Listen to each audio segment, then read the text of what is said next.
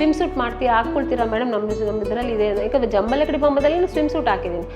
ಹಾಕಿದೆ ನಾನು ಒಂದು ಕಂಪನಿಗೆ ಹೋದರೆ, ಮೇಡಮ್ ನನಗೆ ಈ ಥರ ಡ್ರೆಸ್ ಸ್ವಿಮ್ ಸೂಟ್ ಹಾಕೋಬೇಕು, ನನಗೆ ಸ್ವಲ್ಪ ಇಲ್ಲೆಲ್ಲ ಏನಾದರೂ ಮಚ್ಚೆ ಅಂತ ನೋಡಬೇಕು, ಈ ಥರ ಎಲ್ಲ ಕೇಳ್ತಾರೆ. ಕೇಳ್ತಿದ್ದೆ. ಮೆಗಾ ಸ್ಟಾರ್ ಅವರ ದೊಡ್ಡ ಫ್ಯಾನ್ ಅಂತೆ ನೀವು, ಚಿರಂಜೀವಿ ಫ್ಯಾನ್ ಸರ್ ನಾನು. ಸೊ ಅವಾಗ ನನಗೆ ಚಿರಂಜೀವಿ ಅಂದರೆ ತುಂಬ ಇಷ್ಟ. ಯಾವ ಸಿನಿಮಾ ಅಂದ್ರೆ ಬಿಡ್ತಿರ್ಲಿಲ್ಲ. ನಾನು ಏನು ಮಾಡ್ತಿದ್ದೆ, ಒಂದು ವೇಸ್ಟ್ ಬುಕ್ ತೊಗೊಂಡು ಅದರೆಲ್ಲ ಅಂಟು ಒಂದು ಬಾಲ್ ಬಬ್ ಥರ ಮಾಡಿ ಅವಾಗ ನೋಡಿ ಕ್ರೇಜರ್ ಇದ್ನಲ್ಲ, ಅದೇ ಇಂಪ್ಯಾಕ್ಟ್ ಹೋಗಲಿಲ್ಲ ನನಗೆ. ಅವರು ಅವ್ರ ಜೊತೆ ಹೀರೋಯಿನ್ ಆಗಲೇ ಮಾಡಬೇಕು ಅಂತ ಮಾಡಿದ್ರೆ, ಆದ್ದರಿಂದ ನಾನು ಮಾಡಲ್ಲ ಅಂದ್ಬಿಟ್ಟೆ ಅದನ್ನು.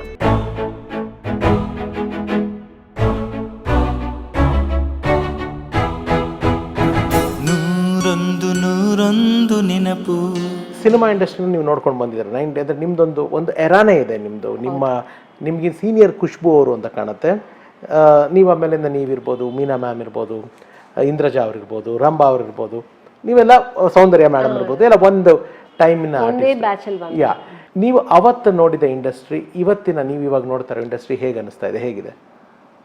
ಇಂಡಸ್ಟ್ರಿ ಡಿಫ್ರೆಂಟ್ ಆಗಿದೆ ಸರ್. ಯಾಕಂದರೆ ಅವಾಗ ರೀಲ್ಸ್ ಇತ್ತು, ಇವಾಗ ಡಿಜಿಟಲ್ ಬಂದ್ಬಿಡ್ತು. ನಮ್ಗೆ ಇವಾಗ ಎಷ್ಟು ಟೇಕ್ಸ್ ಬೇಕಾದ್ರೂ ತೊಗೋಬೋದು ಈಸಿಯಾಗಿ. ಅವಾಗೆಲ್ಲ ಒಂದು ಟೇಕ್ ತೊಗೋಬೇಕಂದ್ರೆ ಭಯ ಬೀಳ್ತಾ ಇದ್ವಿ. ಒಂದು ಟೇಕ್ ಆದ ತಕ್ಷಣ ಒಂಥರ ಟೆನ್ಷನ್ ಆಗ್ಬಿಡೋದು, ಅಯ್ಯೋ ರೀಲ್ಸ್ ಆಗ್ತಾ ಇದೆ, ಅಲ್ಲಿ ಪ್ರೊಡ್ಯೂಸರ್ ಕೂತಿದ್ದಾರೆ ಬೈತಾರೆ ಅಂತ, ಒಂದು ಡೈರೆಕ್ಟರ್ ಬೈತಾರೆ ಅಂತ ಭಯ ಇರ್ತೀವಿ. ಇವಾಗ ಏನಿಲ್ಲ, ಎಷ್ಟು ಟೇಕ್ ಬೇಕಾದರೂ ತೊಗೋಬೋದು, ಟೆನ್ಷನ್ ಇಲ್ಲ.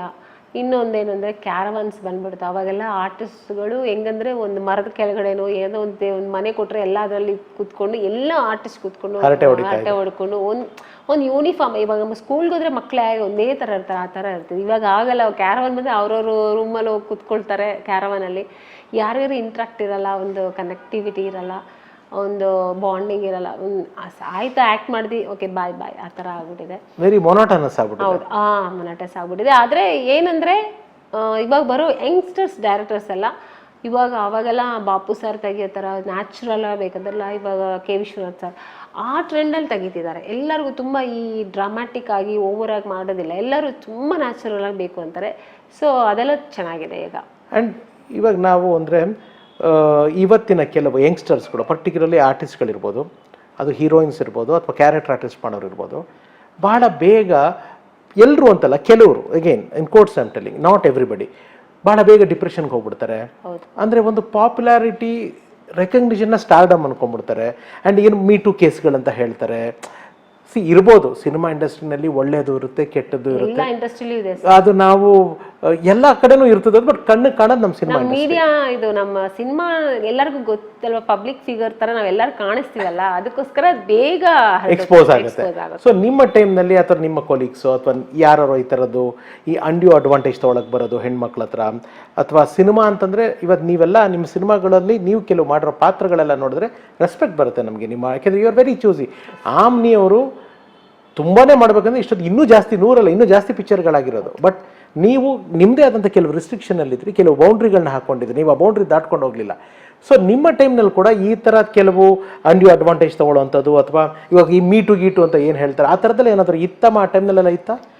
ಎಲ್ಲ ಟೈಮಲ್ಲೂ ಇದೆ ಸರ್, ಅವಾಗಲೂ ಇದೆ. ಬಟ್ ಏನಂದರೆ ನಾವು ಚೂಸ್ ಮಾಡ್ಕೊಳ್ಳೋದು ಇವಾಗ ನಮ್ಗೆ ಇದು ಒಳ್ಳೇದು, ಇದು ಕೆಟ್ಟದಂದರೆ ಬೇಡ, ನಾವು ಈ ಕಡೆನೇ ಹೋಗೋಣ, ಸ್ವಲ್ಪ ಲೇಟ್ ಆದರೂ ಪರವಾಗಿಲ್ಲ, ಒಳ್ಳೆ ಕಡೆನೇ ಹೋಗೋಣ, ಒಳ್ಳೇದೇ ಚೂಸ್ ಮಾಡ್ಕೊಳ್ಳೋಣ, ಒಳ್ಳೆಯವ್ರ ಹತ್ರನೇ ವರ್ಕ್ ಮಾಡೋಣ, ಆ ಥರ ಚೂಸ್ ಮಾಡ್ಕೊಂಡು ಬಂದಿರೋದಕ್ಕೆ ಇದೆ. ಎಲ್ಲ ಟೈಮಲ್ಲೂ ಎಲ್ಲ ಇದೆ. ಹೌದು, ಅವ್ರವ್ರು ಇಂಡಿವಿಜುವಲ್ ಇಂಟ್ರೆಸ್ಟ್, ಪರವಾಗಿಲ್ಲ ನಾನು ಹಂಗೂ ಇರ್ತೀನಿ ಅನ್ನೋರು ಹೋಗ್ತಾರೆ.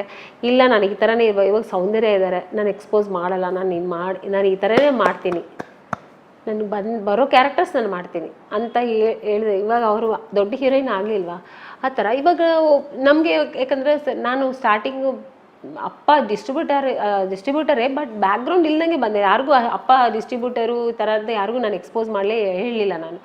ಸೊ ಅವಾಗ ನಾನು ಸ್ವಿಮ್ ಸೂಟ್ ಹಾಕ್ಕೊಳ್ತೀರಾ ಮೇಡಮ್, ನಮ್ಮ ಇದರಲ್ಲಿ ಇದೆ. ಯಾಕಂದರೆ ಜಂಬಲ ಕಡೆ ಬೊಮ್ಮದಲ್ಲಿ ನಾನು ಸ್ವಿಮ್ ಸೂಟ್ ಹಾಕಿದ್ದೀನಿ, ಹಾಕಿದೆ ನಾನು.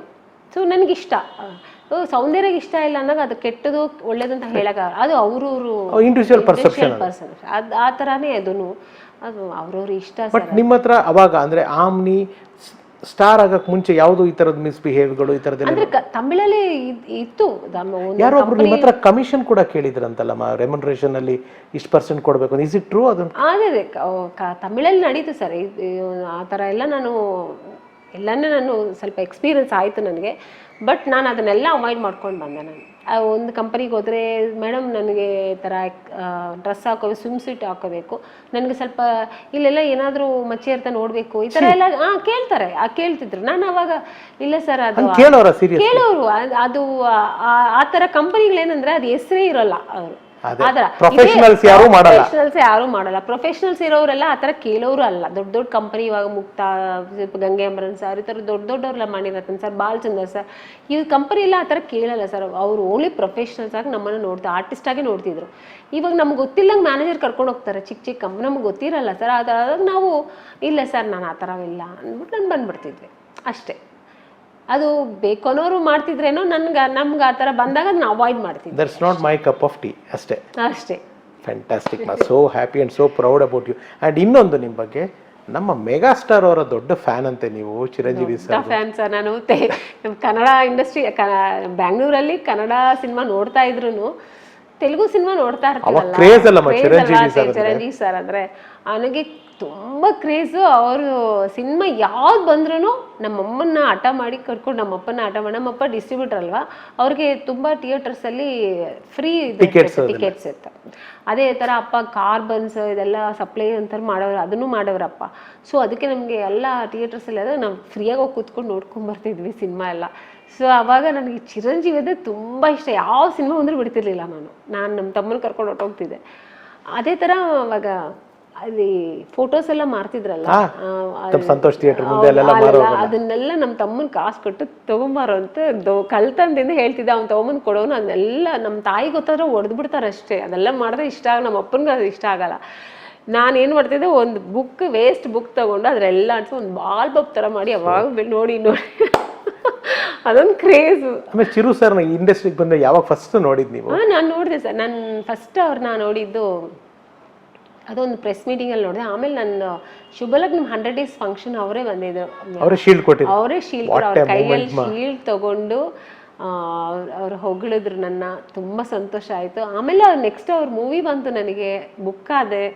ಅದು ಏನೋ ಸ್ವಲ್ಪ ಹಂಗೆ ಅಲ್ಲಿ ಏನಾಯಿತು ಅಂದರೆ, ಒಂದು ಡೈರೆಕ್ಟರ್ ಏನೋ ಚೇಂಜ್ ಆದರು. ಆದ ತಕ್ಷಣ ನನ್ನ ಚೇಂಜ್ ಮಾಡಿದ್ರು. ಅದು ಏನು ಪಾಲಿಟಿಕ್ಸ್ ಆಯಿತು ಗೊತ್ತಿಲ್ಲ. ಸೊ ಅದು ಅನ್ಫಾರ್ಚುನೇಟ್ಲಿ ನಾನು ಮಿಸ್ ಆದೆ. ಬಟ್ ಆಮೇಲೆ ಇನ್ನೊಂದು ಅವ್ರ ತಂಗಿ ಕ್ಯಾರೆಕ್ಟರ್ ಬಂದ್ರೆ ಮಾಡಲ್ಲ ಅಂತ ಹೇಳಿದ್ರು. ಸ್ಟಾಲಿನ್ ಅಲ್ಲಿ ಅದು ಕೇಳಿ ಸಿಸ್ಟರ್ ಕ್ಯಾರೆಕ್ಟರ್ ಮುರುಗದಾಸ್ ಫಿಲಮ್ ಕೇಳಿದ್ರು. ಅವಾಗ ನನಗೇನಂದ್ರೆ ಅವತ್ತು ಕ್ರೇಜರ್ ಇದ್ನಲ್ಲ, ಅದೇ ಇಂಪ್ಯಾಕ್ಟ್ ಹೋಗ್ಲಿಲ್ಲ ನನಗೆ. ಅವ್ರ ಜೊತೆ ಹೀರೋಯಿನ್ ಆಗಲೇ ಮಾಡಬೇಕು ಅಂತ ಮಾಡಿದ್ರೆ, ಆದ್ರಿಂದ ನಾನು ಮಾಡಲ್ಲ ಅಂದ್ಬಿಟ್ಟೆ ಅದನ್ನ.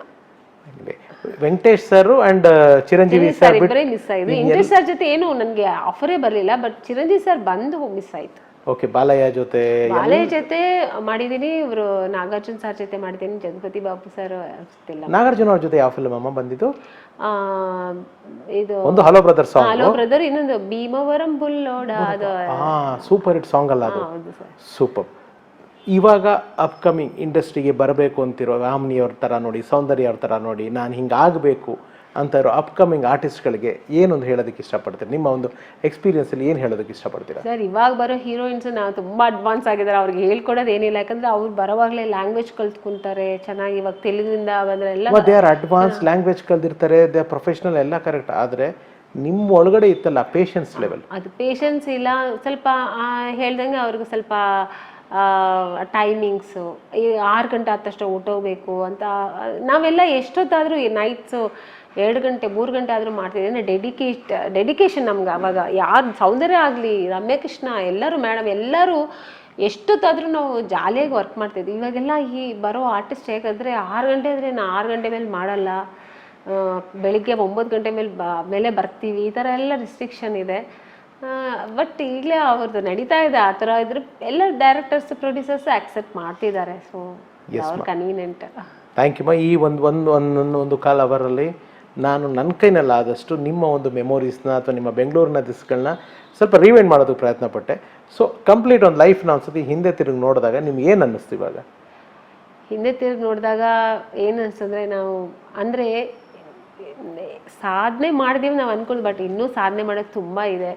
ಬಟ್ ಇಷ್ಟುವರೆಗೂ ದೇವ್ರು ನಮ್ಮನ್ನ ಕರ್ಕೊಂಬಂದಿರೋದಕ್ಕೆ ದೇವ್ರಿಗೆ ನಾನು ಕೃತಜ್ಞತೆ ಹೇಳಬೇಕು. ನನ್ನ ಈ ಥರ ಇಲ್ಲಿ ತೆಲುಗುಲಿ ಆಗಲಿ, ಕನ್ನಡದಲ್ಲೂ 2 ಸಿನಿಮಾ ಮಾಡಿದ್ರು, ಒಳ್ಳೆ ಸಿನಿಮಾ ಮಾಡಿದ್ದೀನಿ. ಸೊ ತೆಲುಗುಲಿ ಇಷ್ಟು ಒಳ್ಳೊಳ್ಳೆ ಡೈರೆಕ್ಟರ್ಸ್ ಜೊತೆ ಪ್ರೊಡ್ಯೂಸರ್ಸ್ ಎಲ್ಲ ನನಗೆ ಎನ್ಕರೇಜ್ ಮಾಡಿ ಈ ಸ್ಥಾನಕ್ಕೆ ತೊಗೊಂಬಂದ್ರೆ ಅವ್ರಿಗೆಲ್ಲ ನಾನು ಕೃತಜ್ಞತೆ ಹೇಳ್ತೀನಿ. ಬಟ್ ಇನ್ನೂ ಒಳ್ಳೊಳ್ಳೆ ಕ್ಯಾರೆಕ್ಟರ್ಸ್ ಮಾಡಬೇಕು. ಇನ್ನೂ ಇದು ಸಿನಿಮಾದಲ್ಲಿ ನಾವು ಎಷ್ಟು ಮಾಡಿದ್ರೂ ಸಾಕಾಗಲ್ಲ ಸರ್. ಅಪ್ಪಾಜಿ ರಾಜ್ಕುಮಾರ್ ಸರ್ ಹೇಳ್ತಿರ್ತಾರೆ, ಎಷ್ಟು ಮಾಡಿದ್ರೆ ಇನ್ನೂ ಒಳ್ಳೆ ಕ್ಯಾರೆಕ್ಟರ್. ಅವರು ಎಲ್ಲ ಕ್ಯಾರೆಕ್ಟರ್ಸ್ ಮಾಡಿದ್ದಾರೆ, ಆದರೂ ಅವರು ಇನ್ನೂ ಮಾಡಬೇಕು ಅನಿಸುತ್ತೆ ಅಂತ ನಾನು ಒಂದು ಇದರಲ್ಲಿ ಕ್ಲಿಪ್ಪಿಂಗ್ಸ್ ನೋಡಿದೆ. ಆ ಥರ ನಮಗೆ ಆರ್ಟಿಸ್ಟ್ಗೆ ಅನಿಸ್ತಾ ಇರುತ್ತೆ. ಸೊ ಇನ್ನೂ ಒಳ್ಳೊಳ್ಳೆ ಕ್ಯಾರೆಕ್ಟರ್ಸ್ ಮಾಡಬೇಕು, ಇನ್ನೂ ಸಾಧನೆ ಮಾಡಬೇಕು.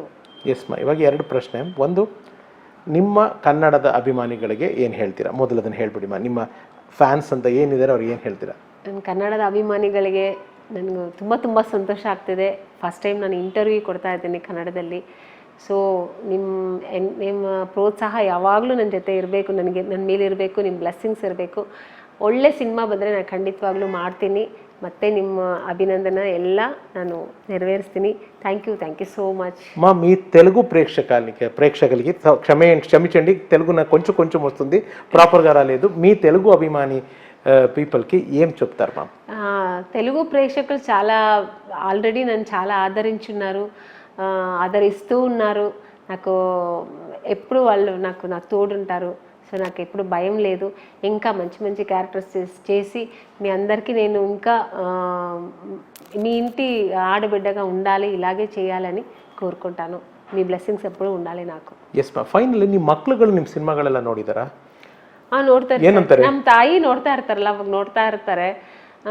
ನನ್ನ ಮಗಳು ತುಂಬ, ಅವಳಿಗೆ ನನ್ನ ಮಗ ಸುಮ್ಮನೆ ನೋಡ್ದಂಗೆ ಹೊಟ್ಟೋಗ್ತಾನೆ. ನನ್ನ ಮಗಳು ತುಂಬ ಅವಳು ಹೈಪರ್ ಆಗಿರ್ತಾಳೆ. ಅವಳು ಹೇಳ್ತಾಳೆ, ನೀನಾ ಏನಿದೆ ಅಲ್ಲ, ಅಷ್ಟು ಚೆನ್ನಾಗಿದ್ಯಾ ಇವಾಗ ನಿಂಗೆ ಅಂದರೆ ಮನೇಲಿ ಅವಾಗ ಹೆಂಗಿರ್ತೀವಿ ಸರ್, ಒಂದು ನೈಟಿ ಹಾಕೊಂಡು ಒಂದು ಡ್ರೆಸ್ ಹಾಕೊಂಡು ಒಂದು ಇರ್ತೀವಿ, ಅಲ್ಲಿ ಅಷ್ಟು ಚೆನ್ನಾಗಿದ್ಯಾ, ಇಲ್ಲಿ ನಿಂಗಿದ್ಯಾ ನೀನು ಅಂತಿರ್ತಾಳೆ ಅವಳು. ಆಮೇಲೆ ಡ್ಯಾನ್ಸ್ ಮಾಡಿದ್ರೆ ನೋಡಿ, ಮಮ್ಮಿ ನೋಡು ಎಷ್ಟು ಚೆನ್ನಾಗಿ ಡ್ಯಾನ್ಸ್ ಎಲ್ಲ ಮಾಡ್ತಾ ಇದ್ದಾರೆ ಅಂತಿರ್ತಾಳೆ ಅವಳು. ನನ್ನ ಇನ್ಸ್ಟಾದಲ್ಲಿ ನನಗಿಂತ ಅವಳೇ ಜಾಸ್ತಿ ಇರ್ತದೆ ಸರ್. ಅವಳು ತುಂಬ ರೀಲ್ಸ್ ಮಾಡ್ತಾಳೆ, ನಂತ ಅವಳಿಗೆ ಇಂಟ್ರೆಸ್ಟ್. ಅಂದರೆ ನಾನು ಅವಳಿಗೆ ಎನ್ಕರೇಜ್ ಇವಾಗಲ್ಲ, ಸ್ವಲ್ಪ ದೊಡ್ಡವಳು ಓದ್ಲಿ ಫಸ್ಟ್, ಚೆನ್ನಾಗಿ ಓದಿ ಸ್ಟಡೀಸ್ ಅಂತ. ಸೊ ಅವಳೇ ತುಂಬ ಫೋಕಸ್ ಮಾಡ್ತಿರ್ತಾಳೆ ನಂದೆಲ್ಲ. ಒಳ್ಳೆದಾಗಲಿ ಪುಟ್ಟ, ಗಾಡ್ ಬ್ಲೆಸ್ ಯು, ದೇವ್ರು ಚೆನ್ನಾಗಿಟ್ಟಿರಲಿ ನಿಮಗೆ. ಆ್ಯಂಡ್ ನೀವು ಮೊಬೈಲೇ ಕೊಡಲ್ವಂತಲ್ಲ ಮಕ್ಕಳು? ಮೊಬೈಲ್ ನೀವು ಹೋದ್ರೆ ಇಟ್ಕೊಂಡ್ಬಿಡ್ತೀನಿ ಸರ್, ಕೊಡಲ್ಲ. ತಗೊಂಡು ಇಲ್ಲಿ ನನ್ನ ಬ್ಯಾಗ್ ಇದ್ರೆ ತಗೊಂಡು ಹೋಗ್ಬಿಡ್ತಾರೆ ಸರ್. ಇಬ್ರು ಒಂದೊಂದು 2 ಇರ್ತಾನೆ ಮೊಬೈಲ್, ಇಬ್ರು ಒಂದೊಂದು ತೊಗೊಂಡ್ಬಿಟ್ಟು ಕೂತ್ಕೊಂಡ್ಬಿಡ್ತಾರೆ. ನನಗೆ ನಮ್ಮಮ್ಮ ಬೈತಾ ಇರ್ತಾರೆ, ಮಗಳು ಮೊಬೈಲ್ ಕೊಡಬೇಡ ಅಂತ. ತೆಗ್ದು ಎಲ್ಲಾದ್ರೂ ಬಚ್ಚಿಕ್ಬಿಟ್ಟು ಒಂದು ಚಿಕ್ಕ ಮೊಬೈಲ್ ಯೂಸ್ ಮಾಡ್ತಿರ್ತೀನಿ ಮನೇಲಿ. ಇದರಿಂದ ಅವ್ರಿಬ್ಬರ ಹತ್ರ ನಾನು ಬೈಸ್ಕೊಳ್ತಾನೆ ಇರ್ತೀನಿ. ನನ್ನ ಮೊಬೈಲ್ ಕೊಡಲ್ಲ, ನನ್ನ ಫ್ರೆಂಡ್ಸ್ ಎಲ್ಲ ಮೊಬೈಲ್ ಇಟ್ಕೊಳ್ತಾರೆ, ಇನ್ನು ಕೊಡಲ್ಲ ಅಂತ ಬೈತಾನೆ ಇರ್ತಾರೆ ಇಬ್ರು. ನಾನು ಕೇರ್ ಮಾಡಲ್ಲ. ಬೆಂಗಳೂರಿಗೆ ಯಾವಾಗ ಬಂದಾಗೂ ಪ್ಲೀಸ್ ಕಾಲ್ ಮಾಡಿ, ಮನೆಗೆ ಬನ್ನಿ, ಪ್ಲೀಸ್ ಭೇಟಿ ಆಗೋಣ. Thank you so much for your time. ನನಗಂತೂ ಇಷ್ಟೊತ್ತು ನಿಮ್ಮ ಜೊತೆ ಮಾತಾಡಿದ್ದು ತುಂಬ ಖುಷಿ ಕೊಡ್ತು. Thank you for that. ನಿಮ್ಗೆ ಅನ್ನಿಸ್ತು ನಮ್ಮ ಜೊತೆ ಮಾತಾಡಿದ್ದು? ತುಂಬ ಸಂತೋಷ ಆಯ್ತು ಸರ್. ನನಗೆ ವಿನೋದ್ ಆಳ್ವ ಸರ್ ಒಂದು 6 ತಿಂಗಳಿಂದ ಹೇಳ್ತಾನೆ ಇದ್ದಾರೆ, ಅಮ್ನಿ ಈ ಥರ ಇದು, ನನಗೆ ಒಬ್ರು ರಘು ಅಂತ ಗೊತ್ತು, ನೀನು ಕೊಡಲೇಬೇಕು. ನಾನೇನು ಹೇಳಿದೆ, ನಾನು ಒಂದ್ಸತಿ ಕನ್ನಡ ಮೂವಿ ಬುಕ್ ಆಗಿತ್ತು ಗೊತ್ತು, ರವಿಚಂದ್ರನ್ ಸರ್ ಜೊತೆ ಯಾವುದೋ ಒಂದು ಅದು, ಆಮೇಲೆ ಅದು ಕ್ಯಾನ್ಸಲ್ ಆಯಿತು. ಸೊ ಅವಾಗ ನಾನು ಬಂದಾಗ ಕೊಡ್ತೀನಿ ಸರ್ ಅಂತ ಹೇಳಿದ್ದೆ, ನಾನು ಬರಲಿಲ್ಲ. ಆಮೇಲೆ ಮತ್ತೆ ಮೊನ್ನೆ ಒಂದ್ಸತಿ ಫೋನ್ ಮಾಡಿ ಹೇಳಿದಾಗ, ಈ ಸರಿ ತುಂಬ ಸತಿ ಕೇಳ್ತಿದಾರಲ್ಲ, ಈ ಸಾರಿ ಕೊಡಲೇಬೇಕು ಅಂದ್ಬಿಟ್ಟು, ಸರ್ ನಾನು ಈ ಸಾರಿ ಕೊಡ್ತೀನಿ ಸರ್. ನಾನು so hope you are comfortable ಮಾ, ಇಂಟರ್ವ್ಯೂ ಕಂಫರ್ಟಬಲ್ ಆಗಿದೆ. Thank you so much. ಅವ್ರಿಗೆ ಥ್ಯಾಂಕ್ಸ್ ಹೇಳಬೇಕು ಮತ್ತೆ, ಯಾಕಂದ್ರೆ ಒಂದು ಕನ್ನಡದಲ್ಲಿ ನಾನು ಇಂಟರ್ವ್ಯೂ ಕೊಟ್ಟು ನಿಮ್ಮಂತ ಒಳ್ಳೆಯವ್ರ ಜೊತೆ ಎಲ್ಲ ಈ ಥರ ಒಂದು ಫ್ರೆಂಡ್ಶಿಪ್ ಮಾಡ್ಕೊಂಡಿದ್ದಕ್ಕೆ ತುಂಬ ಸಂತೋಷ. ಸೊ ಅವ್ರಿಗೆ ಥ್ಯಾಂಕ್ಸ್ ಹೇಳ್ತೀನಿ. Thank you Vinod sir once again. And will continue we will work in Kannada. ಆದಷ್ಟು ಬೇಗ ನೀವು ಕನ್ನಡದಲ್ಲಿ ಮಾಡಬೇಕು, ಅದು ನಮ್ಗೆ ಆಸೆ. ಇದು ಮಾಡೋಣ. And thank you for your time. ತುಂಬ ಥ್ಯಾಂಕ್ಸ್. ಮ್ಯಾಮ್ಗೆ ಇವಾಗ ಶೂಟಿಂಗ್ ಇದೆ, ಶೂಟಿಂಗ್ ಮುಗಿಸಿ ರಾತ್ರಿ ಬಂದು ಬೆಳಗ್ಗೆ ಮತ್ತೆ ಚೆನ್ನೈಗೆ ಹೋಗಬೇಕು. ನಿಮ್ಮ ಟೈಮಿಂದ ನಾನು ತೊಗೊಳಲ್ಲ, ಕರೆಕ್ಟ್ ಟೈಮ್ಗೆ winding up. Thank you so much. Thank you sir, time keep up ಮಾಡಿದ್ರೆ. ಥ್ಯಾಂಕ್ ಯು ಮಾ. ಸ್ನೇಹಿತರೆ, ಇದಾಗಿತ್ತು ನಮ್ಮ ಆಮ್ನಿ ಮೇಡಮ್ ಅವರ 101 ನೆನಪು. ಈ ಸರಣಿ ನಿಮಗೆ ಖುಷಿ ಕೊಟ್ಟಿದೆ ತಿಳ್ಕೊಂಡು, ನಿಮಗೆ ಖುಷಿ ಕೊಟ್ಟಿದ್ರೆ ನಮ್ಮ ಶ್ರಮ ಸಾರ್ಥಕ ಅಂತ ತಿಳಿಸ್ತಾ, ಆಮ್ನಿ ಮೇಡಮ್ ಅವ್ರಿಗೆ, ವಿನೋದ್ ಸರ್ಗೆ ಮತ್ತೆ ಥ್ಯಾಂಕ್ಸ್ ಹೇಳ್ತಾ, ಮತ್ತೆ ಮುಂದಿನ 101 ನೆನಪು ಸರಣಿನಲ್ಲಿ ನಿಮ್ಮನ್ನು ಭೇಟಿ ಮಾಡ್ತೀನಿ. ಅಲ್ಲಿವರೆಗೂ ನಿಮ್ಮೆಲ್ಲರಿಗೂ ಗೊತ್ತಿರೋ ಹಾಗೆ, ಈ ಕಾರ್ಯಕ್ರಮ ಮಾಡೋಕ್ಕಾದ್ರೆ ನಿಮ್ಮವರೆಗೂ ಮುಖಕ್ಕೆ ಬಣ್ಣ ಹಚ್ಚಲ್ಲ, ಬಣ್ಣದ ಮಾತಾಡಲ್ಲ, ಆದರೆ ಬಣ್ಣದ ಲೋಕದ ಅಪರೂಪದ ವ್ಯಕ್ತಿಗಳನ್ನ, ಸತ್ಯಗಳನ್ನ, ಸಾಧಕರನ್ನ ಇರಲಿ ಹೋಗಿ ಹುಡುಕಿ ಹಾಕಿ ಅವರ ಜೀವನದ ಕಥೆನ ನಿಮ್ಮ ಮುಂದೆ ದಾಖಲಿಸಿ ಮರೆಯೋದಲ್ಲ ಅಂತ ಹೇಳ್ತಾ ಈ ಸರಣಿಯನ್ನು ಮುಕ್ತಾಯ ಮಾಡ್ತಿದ್ದೀನಿ. ನಮಸ್ಕಾರ.